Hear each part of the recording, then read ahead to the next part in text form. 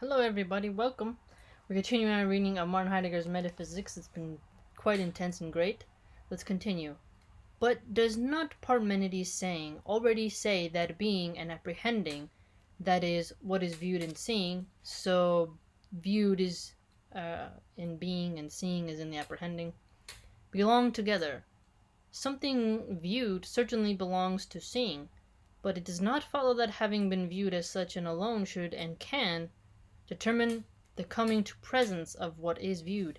Okay, so it doesn't follow that once you see it, that alone is what is going to help you understand what's its determination is going to be in this coming of presence, and how and which determinations it will be viewed. Parmenides saying precisely does not say that being should be conceived on the basis of apprehending, that is, as something merely apprehended, but that apprehending is for the sake of being. Okay, so apprehending for the sake of being. So Parmenides wants us not to say precisely that being should only be conceived on the basis of its apprehending. Okay. Apprehending should open up beings in such a way. So apprehending's duty then, or a form thereof, or a side effect, or an intended consequence, is that it would open you up. Open up beings in such a way that it sets back beings into their being. So not only when it comes forth as being apprehended, being seen, it'll also set others back into theirs. So that apprehending takes beings with regard to the fact that they set themselves forth and as what? Okay, so being sets beings back into their being. Apprehending takes being, and it's going to do it based on the fact that they themselves come forth. And once they come forth, you'll be like their essence of what they are, their what being. But in the interpretation of being as idea, not only is it an essential consequence falsified into the essence itself. Okay, so remember we're looking at the interpretation of being as idea, and then you're looking at the essence itself. But this falsification is misinterpreted yet again. So he does a lot of like how he thinks things should be interpreted. And this too happens in the course of Greek experience and interpretation. The idea as the look of that which is. So it's interesting. Idea being tied to the look of that which is. So art is a lot like that, right? It constitutes what it is. Like some people will see something like they don't got it. What is it? What is that? It's very powerful. So once the idea comes about, it helps you look at it, and when you look at it, you'll help to understand what constitutes his entitled whatness. The what being, the essence in this sense, so the what being for Heidegger is its essence. That is, the concept of essence in turn becomes ambiguous. Okay, so the concept of essence becomes ambiguous even if the what being is the essence in the sense that he constitutes what it is. Okay, as he feels it constitutes what it is. Okay, we have A being essentially unfolds, it holds sway, it summons and brings about what belongs to it, including conflict in particular. Okay, so a being unfolds. Yeah, there's something about these German thinkers where they really look at this unfolding, right? It holds sway, it summons and brings about what belongs to it. Remember the gatheredness point he talked about earlier in standing in its gatheredness? Including conflict in particular, so it can gather conflict. Even if its being essentially unfolds, it doesn't mean it always is going to be positive in the sense of conflict-free. B, a being essentially unfolds as this or that. It has this what determination.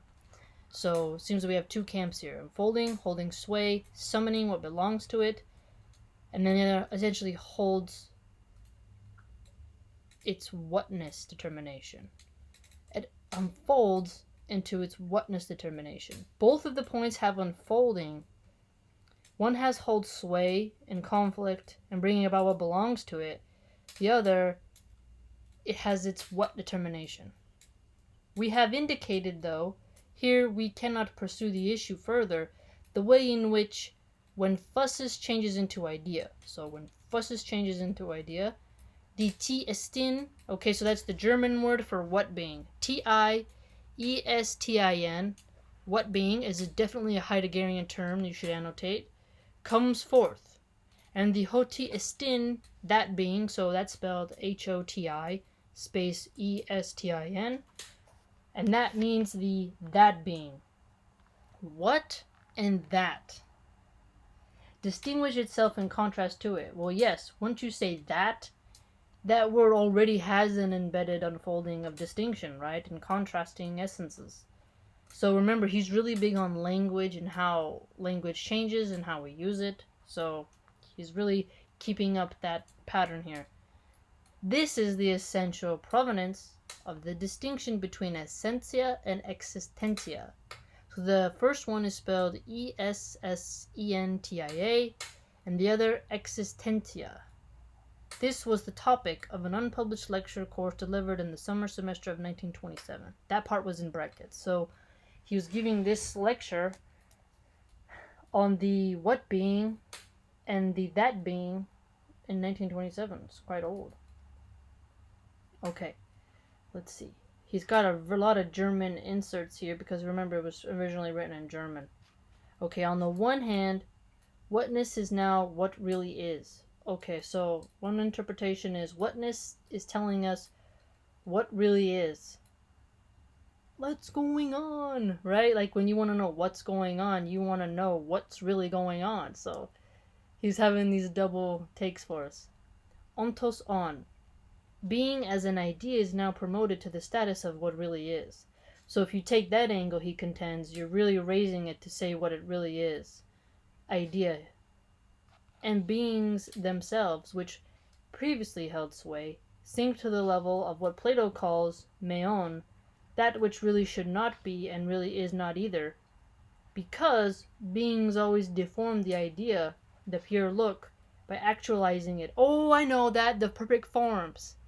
Yeah, okay. Yeah. I remember that chair conversation in, philosophy. Insofar as they incorporate it into matter. Yeah, so once you try to conceptualize it within the confines of the human mind and bring it into the matter, it's not really the purest actualization of the form.